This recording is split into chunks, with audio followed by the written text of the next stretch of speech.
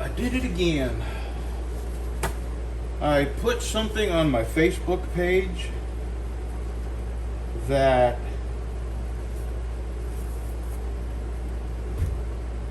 I just don't understand how anybody can argue with. Here's what it was. It was a picture of a mountain of money, right? And a guy standing on top of this mountain of money, yelling down to the person at the very bottom of this hill, this mountain of money, holding a sign that says, "I want a higher minimum wage." To me, that is the perfect picture of the world we live in right now, where some people's lives have a higher value than other people's lives. Have you ever heard of anything? Have you ever thought that your life held less value than somebody else's life? I mean, I know the answer to that. Of course you have. So, this is why it strikes me as so completely mind-blowing that there's people. Hold on. I'm going to explain it like this. Let me see what you're seeing. I'm going to move over just a skosh. Okay. Here's Joe.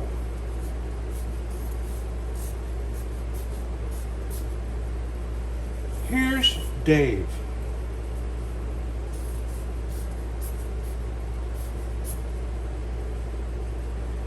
Joe has not had an easy life. He grew up poor, and he had to leave home and go to work just as soon as he was able to. And he had to take menial labor jobs because he could not afford or take the time to go to school. So he is stuck at minimum wage or thereabouts for the same amount of time of his life is demanded from him as Dave. Dave had a pretty easy life, went through school. School was easy for him. It came easy for him. He passed all his tests with easy. He could retain information and then pass tests. And he got a scholarship, or, let's say that he saved money and went to college. Let's say he didn't have a family that was counting on him, or kids he suddenly had to feed, so suddenly Dave's 40 hours a week has more value than Joe's 40 hours a week. And it's not a question of skill level, it's a question of life. The same amount of life that he puts in his job is the same amount of life that he puts into his job. I'm going to say roughly, especially on the lower income scale, 50% of your life is spent working. Now, probably not so much for the higher end. They get longer vacations and sick leave and sabbaticals and all that. All I've ever said is that surely this guy's life has a greater value than what little he is paid for the 50% of his life he has to work. Is his life not as valuable as this guy's life? Maybe not exactly. This guy did get a degree. And in America, if circumstances are right, let's say this guy didn't have kids he had to feed suddenly, or a family member that got sick, or let's say that he didn't have issues that prevented him from learning like Dave did. Does this guy deserve to be punished for the rest of his life because his circumstances were different than his circumstances? I don't think so. So I did it again. I put my personal opinion on my personal Facebook page. And for some reason, people don't think you have that right without them coming along and arguing with you. Maybe it's me that doesn't understand how Facebook works. Maybe it's when you say something on your personal Facebook page, Maybe it's just a given that you want people to come argue with you and tell you how you're wrong. I don't get it. So, I'm done with Facebook. And the other day, I was at the grocery store, and my wife and I, we were, down to we go shopping about once a month, and we have to be very, very careful about where we spend our money. So I look up on the wall, right in front of the cash registers, right where we got the calculator out, seeing how much we can afford, and wonder if we're going to have to put some of it back. And I look up on the wall, and Helen Walden has a quote up there, and the quote is something like this. It's, you can tell how well a person lived, not by how much they gathered, by how much they scattered. And I'm thinking of all the bloody freaking gall. You're standing in line wondering how you're going to pay for this. And there's other families there too. I mean, it's not so bad for my wife and I. We can eat less. But how are you going to tell your kid that he's going to have to get by on half rations because Sam's, the Walton family, has decided that you got to pay more for, a pound of hamburger meat.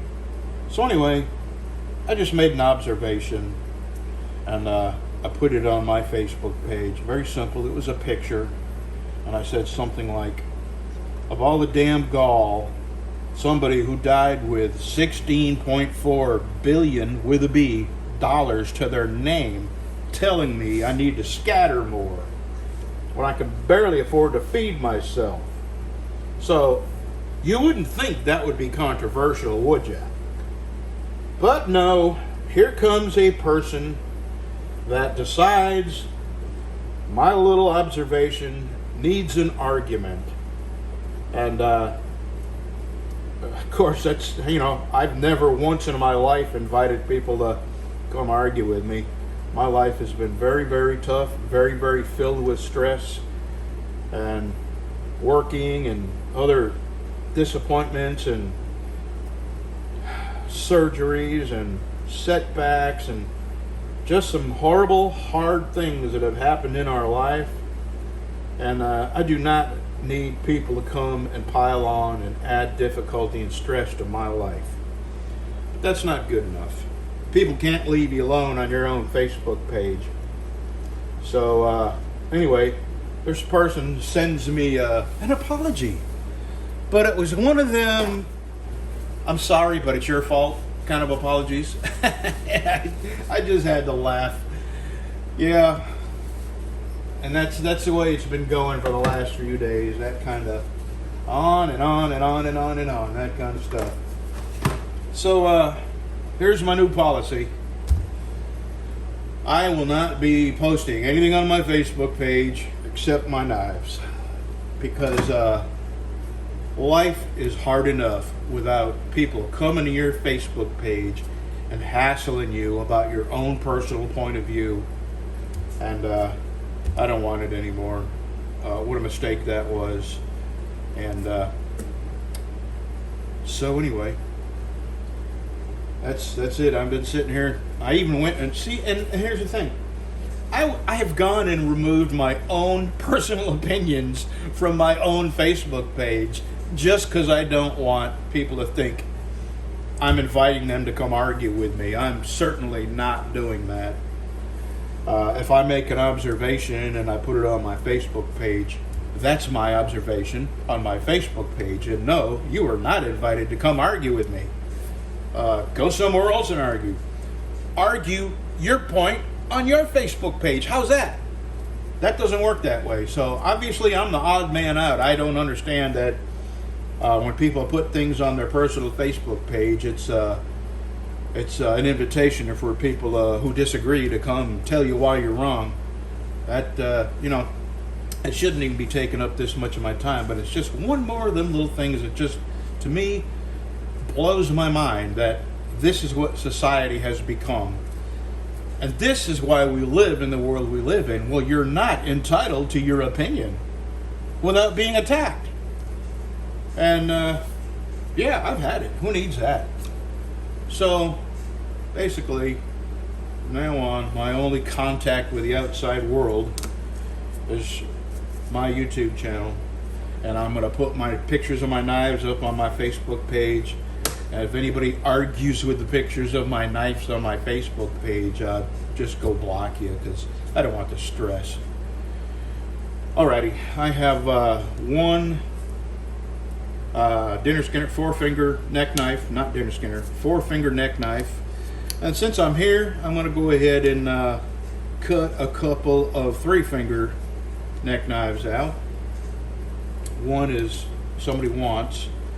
My Bayou chopper is behind me, but I'm not sure how much I'm going to get done on that. I'm not feeling too good today. My wife felt bad for a few days, and now all of a sudden I feel bad for a few days. So today's kind of a bad day. I've been able to function, but today's worse. So I think I'm probably not going to do a whole lot.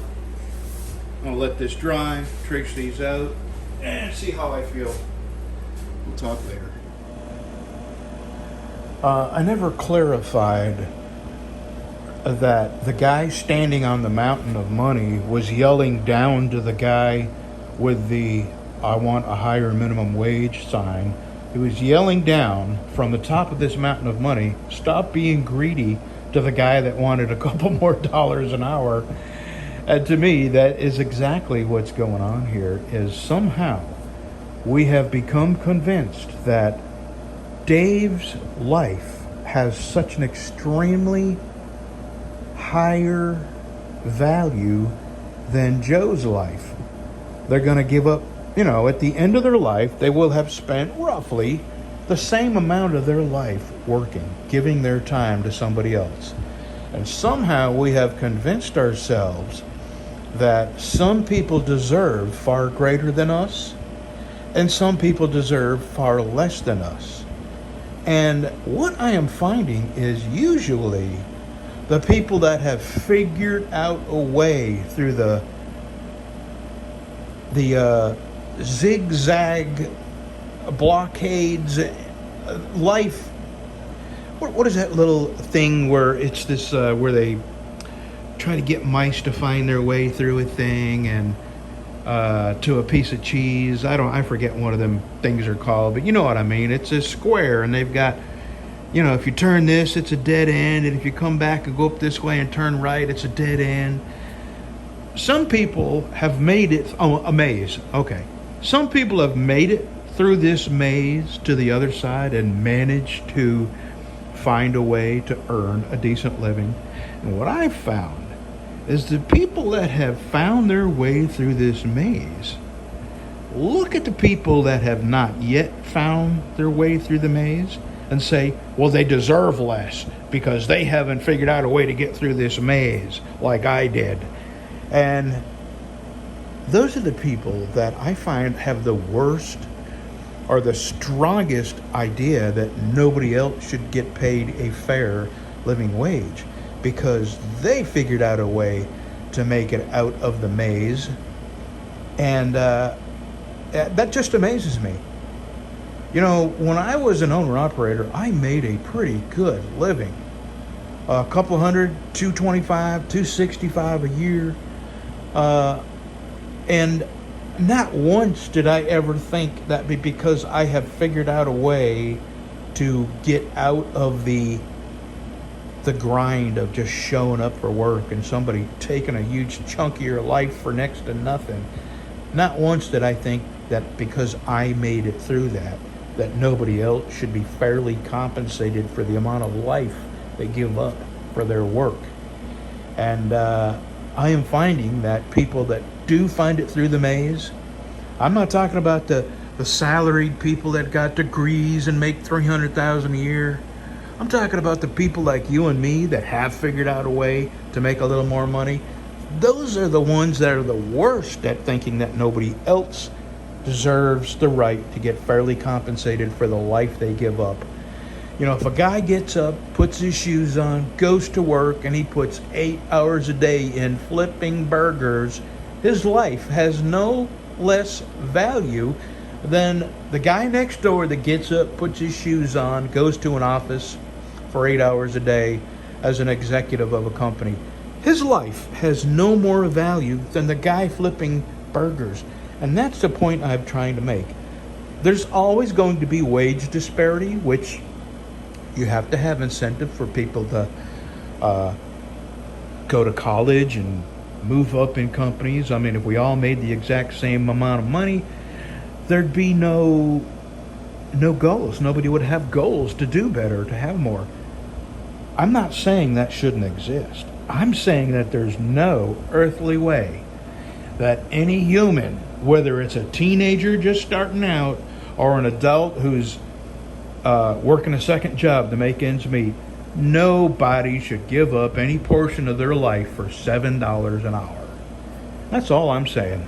And the ones on top of the money heap yelling down at the people who want a higher wage are usually the ones like me that manage to make it through the maze and eke out a slightly better living than the average guy making minimum wage or hammering nails into shingles on a roof. Okay. I'm sanding a little bit. I just probably not going to do a whole lot today. I got, this knife is going to Indiana. It's the 4-finger neck knife. I've got the knife cut out, the pins cut out, stainless pins, desert ironwood. I think the gentleman is going to leave it to me to pick out some nice kydex and something dark that probably doesn't stand out. And I've got that started. So I'm going to sand on this a little bit, and then I'm probably going to go home because I feel like crap.